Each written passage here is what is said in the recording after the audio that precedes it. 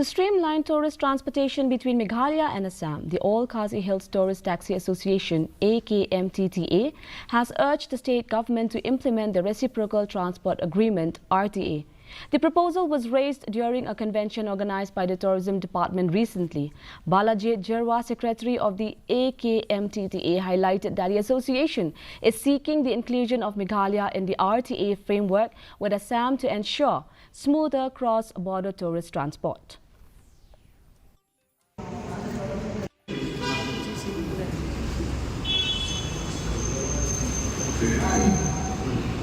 Saya harlot untuk reciprocal proses bagi pihak government mah.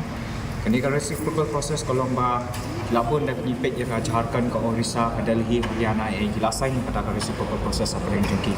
But kumno ini kota kali niat nak away stage ke away stage. De kini reciprocal proses tu nila pak saka nila ai ke jenggut UNESCO sarkar tu, nila penihi ba kumno pentrikam de ka sarkar kalau aklohi nak kalian jeng department tu jengi director ila aklohi bensim ni kata karai jengi bat ka jengai jengmut jengi de ila pha ini ru ban pha in soft copy jengi di gazette ai kenamba inyo man le ya ka study nak kalian jeng department juki ma.